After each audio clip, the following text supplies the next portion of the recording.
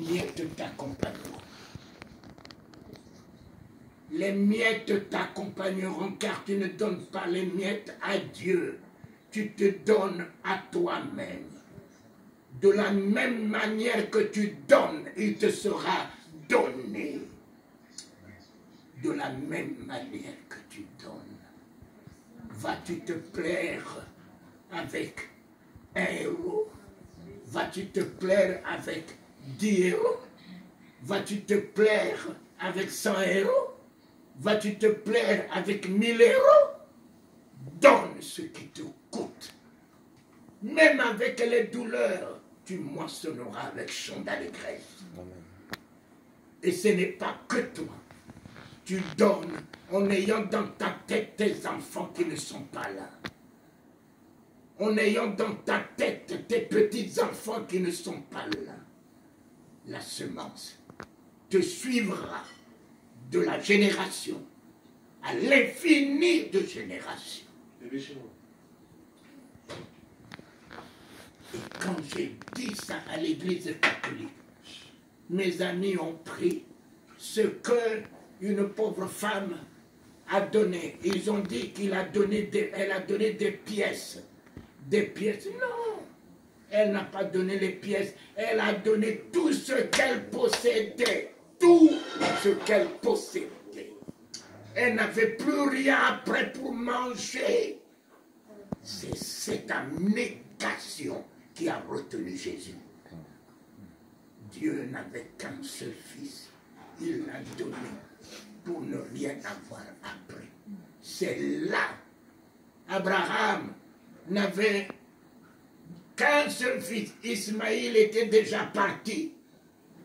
Lorsqu'il a demandé Isaac, et il a dit, le fils que tu as tant aimé, tu me le donnes. Tu me le donnes. Abraham s'est avancé avec cet enfant, le seul, avec les larmes. Les larmes.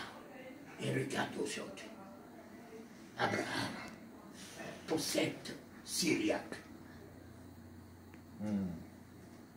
Abraham possède mon fils. Abraham possède Bethel, possède ma fille. Ses larmes se sont séchées.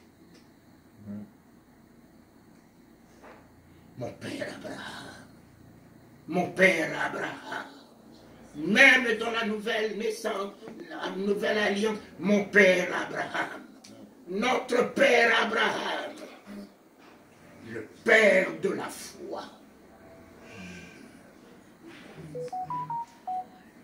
Et quand j'ai vu comment les catholiques ont prié en langue ce jour-là à Pointe-Noire, les pasteurs qui m'ont accompagné, c'est à eux que je leur demandais de lire. Lisez-moi tel passage. C'est ce pasteur qui n'aimait pas les catholiques, qui humiliait les catholiques. C'est à lui. Je dis, lis-moi ça. Il a lu. Et c'est là que j'ai dit, la promesse est pour vous. Du Saint-Esprit, recevez. Recevez la puissance d'aimer.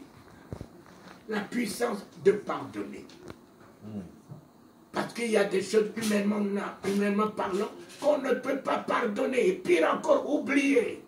Donc il nous a donné la puissance qui nous permet de pardonner ce que humainement parlant nous ne pouvons pas nous en défaire.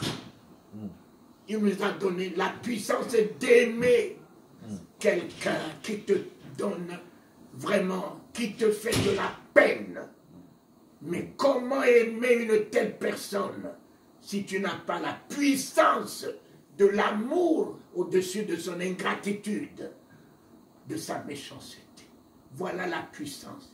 La puissance de donner ce qui te coûte sans en aucun regret.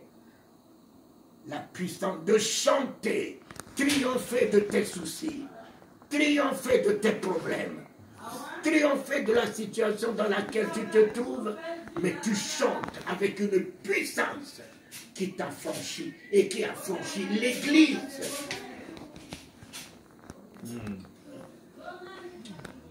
La puissance, elle est pour vous.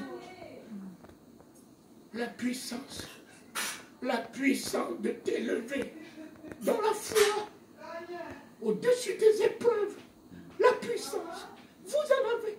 La puissance de la générosité, la puissance de la bonté, la puissance de grâce.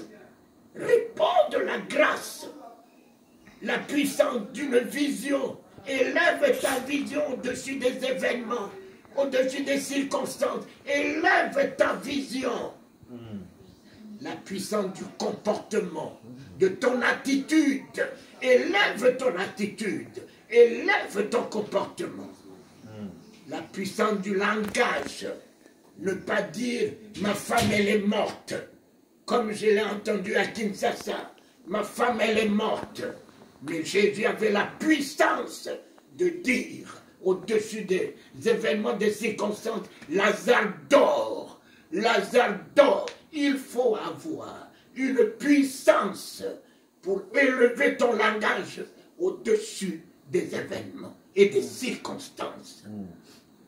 La puissance de la foi, la puissance de la prière. Si vous priez et que derrière il n'y a pas une puissance, vous ne pouvez pas déloger ceux qui sont devant vous qui sont une puissance. Et tu vois, la promesse est pour vous. Il ne vous appelle pas catholique, il vous appelle ses enfants. Il vous appelle ses filles. Recevez l'esprit de votre Père. Les catholiques, ça n'a rien à voir avec ce que j'ai vu hier chez toi. Les catholiques, tu entends le parler en langue. Tu entends les prophéties qui sortent de la bouche d'une femme qui n'a jamais eu à dire des paroles de connaissance. C'est l'Église catholique. Le Saint-Esprit est à l'œuvre. Et j'ai compris. Avec les catholiques, je suis catholique. Au point d'en sauver un ou deux ou trois. Avec les évangéliques, je suis évangélique. Et je refuse. La Bible déclare, je n'ai rien à voir avec la Bible. Évangélique, je n'ai rien à voir avec la Bible. Je n'ai qu'à voir avec la parole de Dieu. Amen. Ainsi dit la parole de Dieu. Lisez-moi la parole de Dieu. Ainsi dit la parole.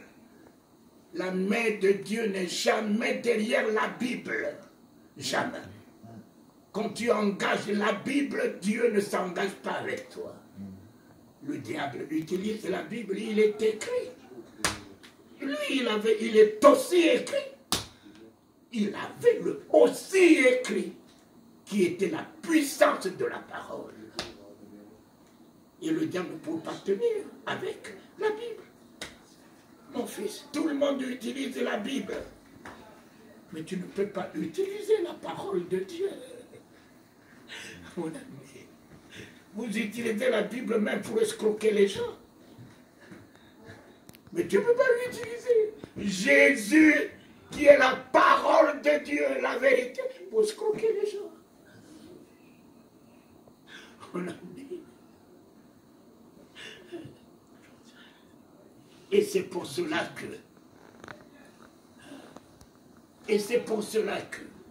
quand tu les vois, les gens, à l'église catholique, ce 25, mais je suis sorti de là, en ayant la paix dans mon cœur. Seigneur, je t'ai accueilli. Je t'ai accueilli. Oh, agneau de Dieu.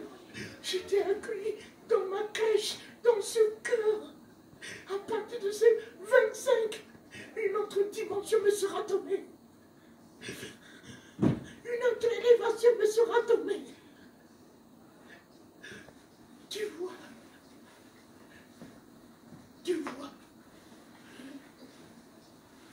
je me dis à mes collaborateurs, j'ai écrit à mon frère Kalambiri, j'ai écrit, j'ai dit, mais vous là, évangélique, vous devez fermer les portes et les portes des églises qui lui appartiennent. Et vous voulez qu'il vienne où? Vous voulez qu'il soit né où? Si ce n'est pas le 25 évangélique, trouvez-nous une date. Jusqu'à quand? Trouvez-nous une date où les évangéliques célébreront la nativité, et puis une autre date où les catholiques célébreront la Noël. Mais vous n'avez aucune date. Et vous n'êtes que là pour juger. Et vous n'êtes que là pour condamner. Ce n'est pas une fête de Dieu. Ce n'est pas dans la Bible. Mais la Bible, là, c'est un livre imparfait. C'est un livre inachevé. Papa, tout n'est pas écrit dans la Bible. Tout n'est pas écrit dans la Bible, papa. Voilà les épîtres que hier je t'ai donné dans ton église. Ce n'est pas écrit que la première maison, c'est Jésus-Christ. Ce n'est pas écrit. Poussé par le Saint-Esprit, les hommes ont parlé de la part de Dieu. Poussé par le Saint-Esprit. Je n'ai même pas touché la Bible hier. Je n'ai même pas fait rapport à la Bible. Mais poussé. Je n'ai même pas eu un petit papier où j'ai écrit, où j'ai préparé mon sermon. Mais poussé par le Saint-Esprit, c'est sorti. Ça sort. Et je sors de là. Je n'ai aucune gloire à tirer de cette révélation. Aucune gloire à tirer de ci, parce que je n'avais rien préparé. Seigneur, je suis à toi. Tu es mon partenaire. Je ne peux rien faire sans toi. Et tu ne peux rien faire sans moi. Aujourd'hui, en moi, je te donne ma bouche.